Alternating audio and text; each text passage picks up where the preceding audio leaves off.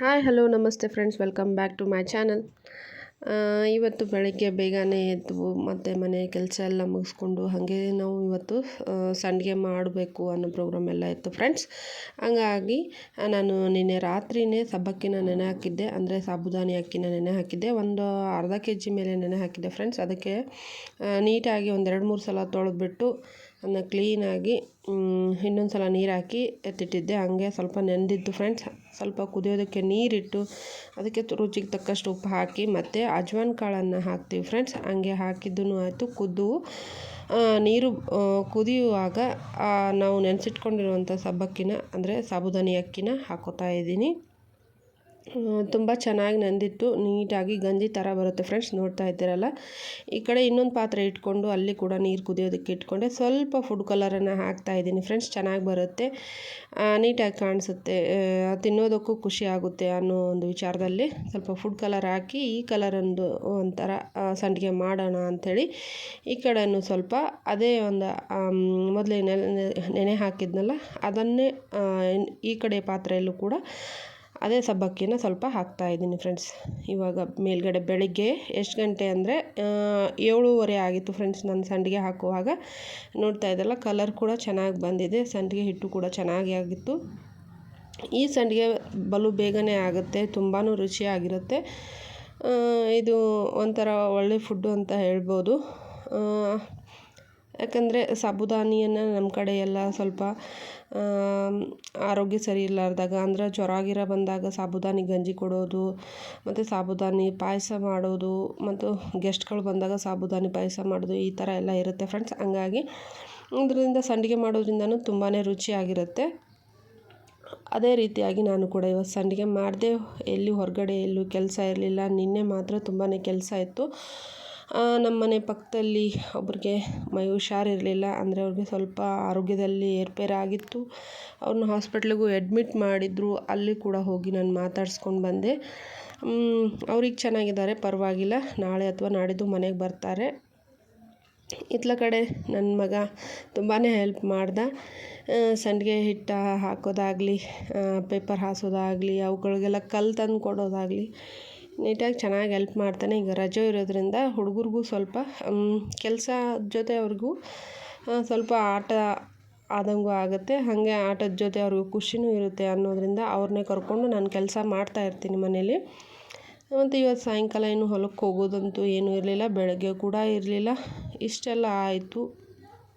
ಟಿಫನಿಗೆ ಇವತ್ತೇನು ಮಾಡಿದ್ವಿ, ಟಿಫನಿಗೆ ಉಪ್ಪಿಟ್ಟು ಮಾಡ್ಕೊಂಡಿದ್ದೆ ಫ್ರೆಂಡ್ಸ್. ಹಂಗಾಗಿ ಇದೆಲ್ಲ ಸಂಡಿಗೆ ಹಾಕೋದು ಆದಮೇಲೆ ಕೆಳಗಡೆ ಹೋಗಿ ಟಿಫನ್ ಮಾಡ್ಕೊಂಡ್ವಿ.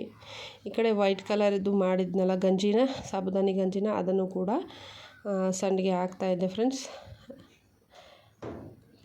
ನೋಡ್ತಾ ಇದ್ದಲ್ಲ, ಈ ರೀತಿ ತೆಳುವಾಗಿ ನೀಟಾಗಿ ಸಂಡಿಗೆ ಬರುತ್ತೆ.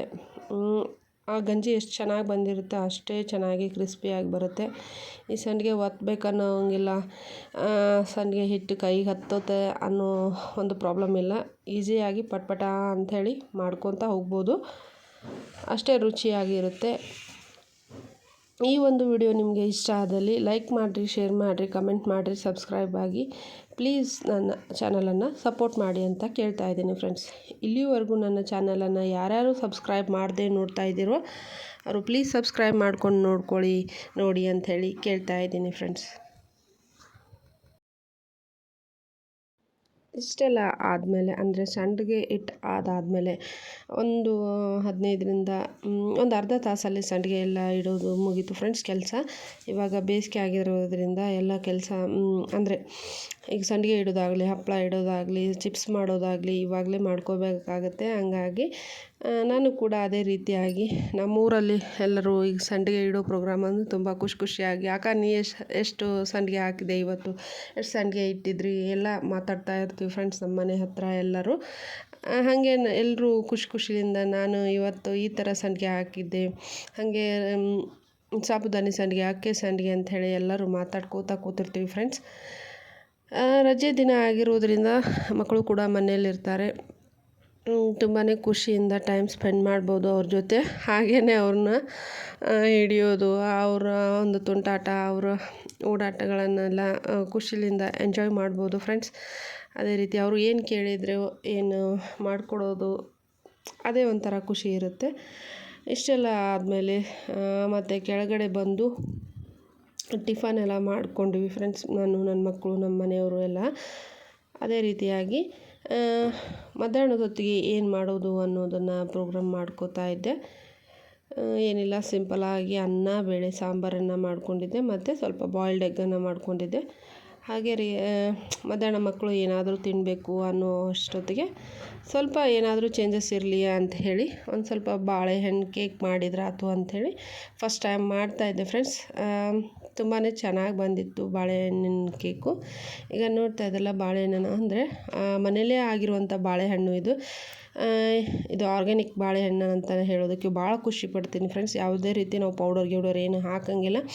ಹಂಗೆ ನಾವು ಚೀಲದಲ್ಲಿ ಎತ್ತಿಟ್ಟಿರ್ತೀವಿ, ಗೋಣಿ ಚೀಲ ಅಥವಾ ಜೋಳದ ಚೀಲದಲ್ಲಿ ನಾವು ಎತ್ತಿಟ್ಟಿರ್ತೀವಿ. ಅದಕ್ಕೆ ತುಂಬಾ ಹಣ್ಣಾಗಿತ್ತು ಫ್ರೆಂಡ್ಸ್. ಆ ಒಂದು ಬಾಳೆಹಣ್ಣನ್ನು ತೊಗೊಂಡು ಒಂದೇ ಒಂದು ಬಾಳೆಹಣ್ಣು ತೊಗೋತಾ ಇದ್ದೀನಿ. ಅದಕ್ಕೆ ಒಂದು ಮೊಟ್ಟೆ ಹಾಕ್ಕೊಂಡು ಒಂದು 5 ಸ್ಪೂನು ಸಕ್ಕರೆನ ಹಾಕ್ಕೋತಾ ಇದ್ದೀನಿ. ಅದನ್ನೆಲ್ಲ ಮಿಕ್ಸ್ ಆದಮೇಲೆ ಒಂದು ಚಿಟಿಕೆ ಉಪ್ಪು, ಹಾಗೆ 3 ಸ್ಪೂನಷ್ಟು ನಾವು ಅಡುಗೆ ಎಣ್ಣೆನ ಬಳಸ್ತಾ ಇದ್ದೀನಿ. ಇಲ್ಲಿ ಅಡುಗೆ ಎಣ್ಣೆ ನೀವು ಯಾವ್ದು ಬಳಸ್ತೀರ ಅದು 3 ಸ್ಪೂನನ್ನು ಹಾಕ್ಕೊಂಡು ಮತ್ತು ಚೆನ್ನಾಗಿ ಇನ್ನೊಂದು ಸಲ ಮಿಕ್ಸ್ ಮಾಡ್ಕೋತಾ ಇದ್ದೀನಿ ಫ್ರೆಂಡ್ಸ್. ನೋಡ್ತಾ ಇದ್ದೀರಲ್ಲ, ಸ್ವಲ್ಪ ಒಂದು ಚಿಟಿಕೆಯಷ್ಟು ಉಪ್ಪು ಹಾಕ್ಕೋತಾ ಇದ್ದೀನಿ. ಹಾಗೆ ಒಂದು ಚಿಟಿಕೆಯಷ್ಟು ಅಡುಗೆ ಸೋಡಾನ ನಾನು ಬಳಸ್ತಾ ಇದ್ದೀನಿ ಫ್ರೆಂಡ್ಸ್. ನನ್ನ ಕಡೆ ಕೇಕ್ ಮಾಡೋ ಪ್ಯಾನು ಗೀನು ಏನೂ ಇಲ್ಲ ಫ್ರೆಂಡ್ಸ್. ಹಂಗಾಗಿ ನಾನು ಇದನ್ನು ದೋಸೆ ಹಂಚಲ್ಲೇ ಮಾಡ್ಕೋತಾ ಇದ್ದೀನಿ. ಇದು ಚಪಾತಿ ಹಿಟ್ಟು ಫ್ರೆಂಡ್ಸ್. ಇಲ್ಲಿ ಮೈದಾ ಹಿಟ್ಟು ಬಳಸೋದಿತ್ತು, ಅದನ್ನು ಮೈದಾ ಹಿಟ್ಟು ಬಳಸಿಲ್ಲ.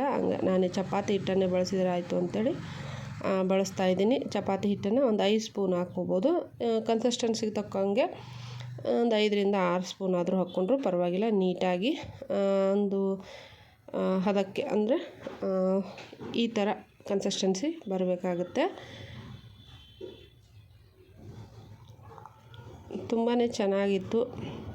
ಈ ಕಡೆ ಗ್ಯಾಸ್ ಆನ್ ಮಾಡಿಕೊಂಡು ತವಾ ಇಟ್ಕೋತಾ ಇದ್ದೀನಿ. ನಾನು ಮೊದಲೇ ಹೇಳಿದಾಗೆ ನನ್ನ ಕಡೆ ಯಾವುದೇ ಕೇಕ್ ಪ್ಯಾನ್ ಆಗಲಿ, ಬಾಣಲೆ ಆಗಲಿ, ನಾನ್ ಸ್ಟಿಕ್ ಬಾಳಿಗೆ ಆಗಲಿ ನನ್ನ ಕಡೆ ಇಲ್ಲ. ಹಾಗಾಗಿ ನಾನು ದೋಸೆ ಹಂಚಲ್ಲೇ ಮಾಡಿದೆ. ಇದೇ ಒಂದೇ ಇರೋದು ನನ್ನ ಕಡೆ. ಜಾಸ್ತಿ ಆ ರೀತಿ ಯಾವುದು ವಸ್ತುಗಳನ್ನು ತೊಗೊಂಡಿಲ್ಲ, ಇನ್ನೂ ಬಳಸ್ತಾನೂ ಇಲ್ಲ. ಹಂಗಾಗಿ ನಾನು ಇದೇ ಹಂಚಲ್ಲಿ ಮಾಡಿಕೊಂಡೆ. ನೋಡ್ತಾ ಇದ್ದಲ್ಲ, ಬ್ಯಾಟ್ರ್ ಏನು ನಾವದು ಬನಾನಾ ಕೇಕ್ ಬ್ಯಾಟ್ರನ್ನು ನಾವೇನು ಮಾಡ್ಕೊಂಡಿದ್ವಿ ಅದನ್ನು ನಾನು ಹಾಕಿ ಸ್ವಲ್ಪ ಹೊತ್ತು ಮುಚ್ಚಳನ ಮುಚ್ಚಿದೆ ಫ್ರೆಂಡ್ಸ್. ನೋಡ್ತಾ ಇದ್ದೀರಲ್ಲ, ಮುಚ್ಚಳ ತೆಗೆದ್ಮೇಲೆ ನೀಟಾಗಿ ಉಬ್ಬಿ ಬಂದಿತ್ತು ಫ್ರೆಂಡ್ಸ್ ಬನಾನಾ ಕೇಕು. ತುಂಬಾ ಚೆನ್ನಾಗಿತ್ತು. ಫ್ಲೇವರು ಕೂಡ ಘಮ ಬರ್ತಾಯಿತ್ತು ಫ್ರೆಂಡ್ಸ್. ಇವಾಗ ನಮ್ಮ ಗಾಡಿಗೆ ಏನಾಗಿತ್ತೋ ಏನೋ ಫ್ರೆಂಡ್ಸ್, ಸ್ವಲ್ಪ ಪಂಚರ್ ಆಗಿತ್ತು. ಹಂಗೆ ಅದನ್ನು ಸ್ವಲ್ಪ ಹೊರಗಡೆ ತೊಗೊಂಡೋಗಿದ್ರು ಮಕ್ಕಳು, ನಮ್ಮ ಮನೆಯವರು. ಅವರು ಬರೋ ಅಷ್ಟೊತ್ತಿಗೆ ಏನಾದರೂ ಮಾಡಿದ್ರಾತು ಅಂಥೇಳಿ ಮಾಡಿದ್ದೆ. ಚೆನ್ನಾಗಿ ಬಂದಿತ್ತು. ಒಟ್ಟಿನಲ್ಲಿ ಅಷ್ಟೇ ಮೃದುವಾಗಿತ್ತು ಫ್ರೆಂಡ್ಸ್. ನೋಡ್ತಾ ಇದ್ದಾರಲ್ಲ, ಈ ರೀತಿ ಬಂದಿದೆ.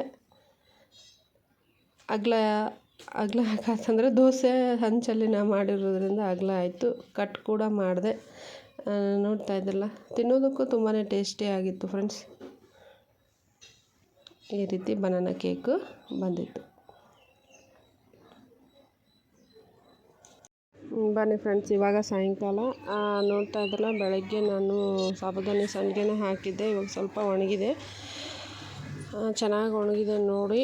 ಮತ್ತು ನಾಳೆ ಒಂದು ದಿವಸ ಒಣಗಿಸೋಣ. ಈಗ ಒಣಗಿರೋ ಸಂಡಿಗೆನ ತೊಗೊಂಡು ಹೋಗಿ ಸ್ವಲ್ಪ ಎಣ್ಣೆಲಿ ಕರೆದು ಟೆಸ್ಟ್ ಮಾಡಿ ನೋಡೋಣ. ಚೆನ್ನಾಗಿ ಬಂದಿತ್ತು. ಇನ್ನೂವರೆಗೂ ನನ್ನ ವಿಡಿಯೋನ ಸ್ಕಿಪ್ ಮಾಡದೆ ನೋಡಿದ್ದಕ್ಕೆ ತುಂಬ ಥ್ಯಾಂಕ್ಸ್ ಅಂತ ಹೇಳ್ತೀನಿ. ಯಾವಾಗಲೂ ನೀವು ಸಪೋರ್ಟ್ ಮಾಡ್ತಾ ಇರಿ. ನನ್ನ ಚಾನಲನ್ನು ಸಬ್ಸ್ಕ್ರೈಬ್ ಮಾಡಿಕೊಂಡು ನೋಡಿ ಅಂಥೇಳಿ ಮತ್ತೊಮ್ಮೆ ಕೇಳ್ಕೊತಾ ಇದ್ದೀನಿ ಫ್ರೆಂಡ್ಸ್.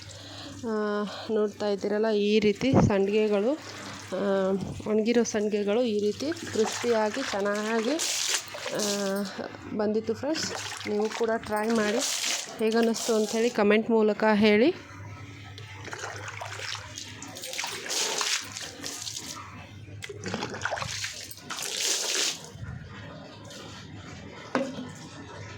ತುಂಬಾ ತೆಳುವಾಗಿ, ತುಂಬಾ ಕ್ರಿಸ್ಪಿಯಾಗಿ ಬಂದಿತ್ತು ಫ್ರೆಂಡ್ಸ್. ರುಚಿನೂ ಹಾಗೆ ಚೆನ್ನಾಗಿತ್ತು. Thanks for watching.